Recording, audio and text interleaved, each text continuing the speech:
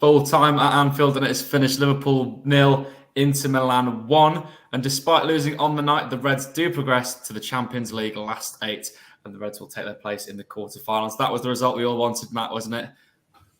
Yeah, across the two legs, yeah, 2 games rather, yeah. I mean, it was it was a difficult game tonight, wasn't it? It wasn't the game that we expected to watch. It wasn't a particularly brilliant Liverpool performance. I'm not quite sure how they've come away without having scored a goal, but it just hasn't maybe gone Mohamed Salah's way the last couple of matches. Hopefully that can turn around quickly. But yeah, the bottom line is they're in the draw, aren't they? A week on Friday.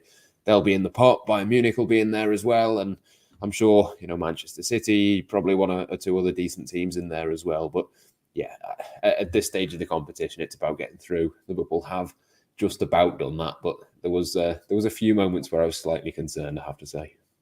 Well, as we welcome in listeners and viewers, you are watching the Debrief live on the Blood Red YouTube channel with myself, Patrick Smith, and Matt Addison. But Matt, it really wasn't a great game from Liverpool. I mean, they didn't have to win on the night, but it wasn't a fantastic performance, was it?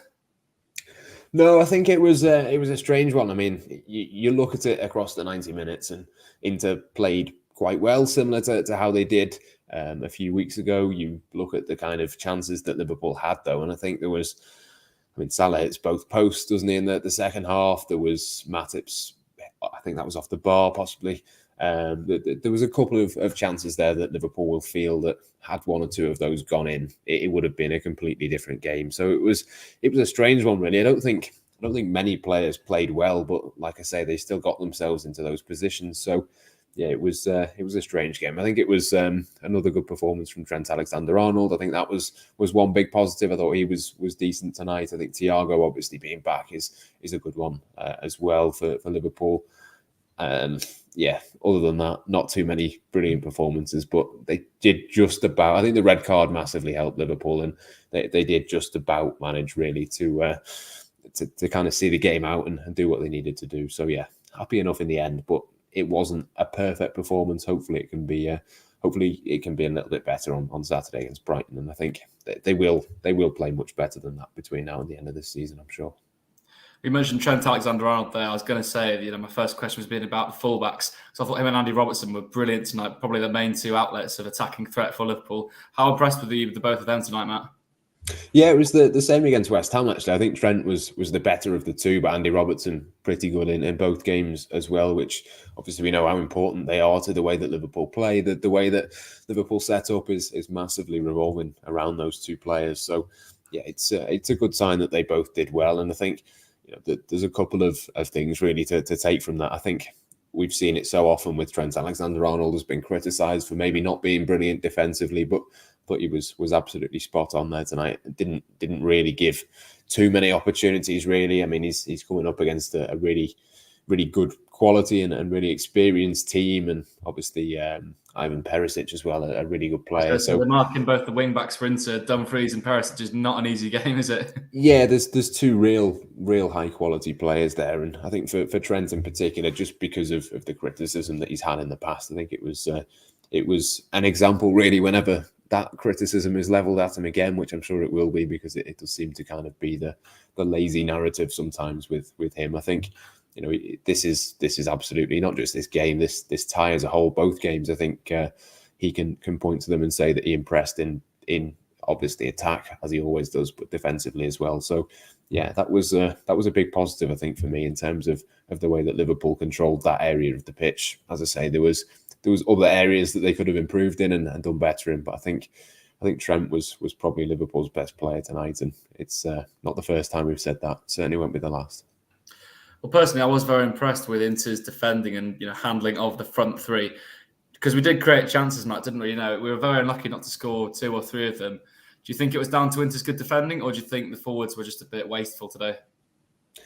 A little bit of both, to be honest. I think there was not much that they could do with the Salah shots that went off the post. I mean, that was just unfortunate. If it was an inch or 2 the other way, it would have been different. I think the Luis Diaz chance was one which was good defending to an extent from Arturo Vidal, but it just seemed like he took forever to get the shot away. And when he did, it was along the ground. If he'd have put it in the air, I think it would have just flown into the top corner. Anywhere but there. Yeah, exactly. And I don't really know how or why that was the case, really. Normally, if Mohamed Salah doesn't score, then somebody else will pop up with a goal, as Sadio Mane did at the weekend. Normally, you see Liverpool kind of spreading that out, but Diogo Jota struggled a little bit to get into the game. Luis Diaz had that chance, but didn't really do a great deal else in the game when he was on. Mane got booked, didn't he? Didn't particularly do much in the game himself, really. So it was, I don't know, it was a strange one in terms of that. But then, having said all of that, they did create all of these chances. So on another day, it could have been very different. They could have scored 3 or 4 of those if they were on top form. So yeah, Inter are very good defensively. You'd expect that stereotypically from an Italian team, but I still think Liverpool had the better of the chances tonight. They still will look at it and think that, okay, they've got through, so it doesn't really matter what the result was, but they shouldn't really have lost that game in terms of the chances they created. And yeah, I mean, we're talking about that on a day when I've just said that only 1 or 2 of them played particularly well. The rest were average at best. I think, for Liverpool to put in a performance like that, still go through, this is a good Inter team. They're full of experience, full of quality, and I think we shouldn't forget that, really. It's not just a case of Liverpool not particularly being good. I think Inter were very good at the same time. Yeah, Inter weren't bad at the San Siro, and I was very, very impressed with them tonight, especially, they're playing out the back because we're probably one of the best pressing teams in the world, if not of all time. I feel they dealt with that very well. But you mentioned before Sadio Mane getting booked. It was another vintage refereeing performance from Lahoz, wasn't it? I don't like mentioning referees in the debrief, but Matt, I think I've got to bring it up because there were some contentious decisions. I've not seen the replays yet, but was it a red card for Sanchez?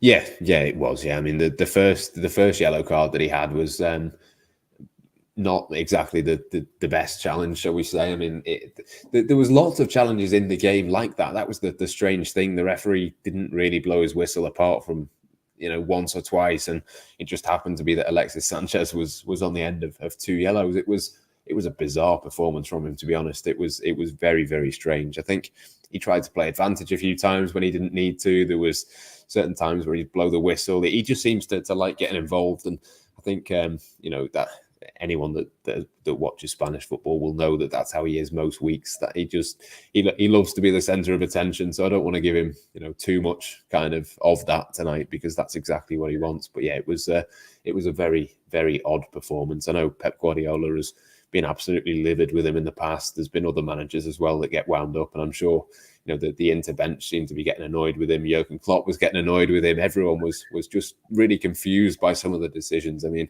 I've heard some people in the past describe him as being the Spanish Mike Dean, but I think that's very, very harsh on Mike Dean. Harsh on Mike Dean. Yeah. No, but another Spaniard as well, Thiago, back in the Liverpool lineup tonight. Strutting his stuff around the pitch once again, mate. It's so good to see him back out there, wasn't it? Yeah, he's a class act, isn't he? I think that there'll be much more to come from him. I don't think he was particularly special tonight. I think there was a couple of moments where he kind of got a little bit lost in the sort of intensity of the midfield, which I suppose is understandable when he's been out for a couple of games and has just come back in. But yeah, he was fine. He didn't do anything particularly brilliant, didn't do anything particularly poorly. Again, we'll see much more of him moving forwards. I was slightly surprised, to be honest, that Liverpool played him from the start, but having seen now how the game has gone, you can kind of understand why that was. I think if Liverpool have not been able to control a game with him on the pitch, you wonder, would it have been even worse without him? So potentially that was the right thing for them to have done tonight with him. But yeah, hopefully he's able to play a full part against Brighton on Saturday. That's the bigger game of this week, really, for Liverpool. The one that they have to win. Obviously, the result, as long as Liverpool got through on aggregate tonight, didn't particularly matter. So they've kind of have ticked that box. Now it's on to the next one, really. And yeah, I think that one will be one that Liverpool's players, Thiago and all of the others, will want to put in a bit of a performance, because against West Ham and tonight, they've kind of maybe not ridden the luck. Maybe that's exaggerating slightly, but they've not been at their best, certainly, but managed to get the results that they needed. So yeah, hopefully it's a bit of an improvement come the weekend. Yeah, exactly. All that matters is that we're in the last 8. And on that matter, I know that a lot of the ties are still in the balance, but is there anyone you'd like to draw, anyone you'd like to avoid in particular? I really don't want an English team, to be honest. I could do without playing Manchester City 4 times in however many days it is or whatever. I think, yeah, let's say avoid those. Probably Bayern Munich having won 7-1 is maybe one to avoid as well. I think they'll be right up there in terms of the favourites. I think, yeah, it's one of those that you can kind of make the argument for a lot of teams at that stage in the competition. Whoever Liverpool get, it's going to be a test. It's going to be a challenge. Obviously, we don't know exactly who that's going to be. Obviously, at this moment in time, there's still ties to be played. Still ties next week as well. The draw isn't until a week on Friday. Obviously, we'll bring you that right here on Blood Red when it happens. But yeah, no English teams, I think, would be a good thing for Liverpool. No Bayern Munich as well. Anybody else, bring it on. Yeah, Bayern really have got out of their slump of form tonight, haven't they? Unbelievable result for them. But Matt, thank you very much for joining me. That is all we've got time for. And thank you to all of you for watching along at home. We'll be back with the debrief on Saturday after Liverpool play Brighton away in the 12:30 kickoff. So make sure you come back here on the Blood Red channel for that one. But until then, it's goodbye for now.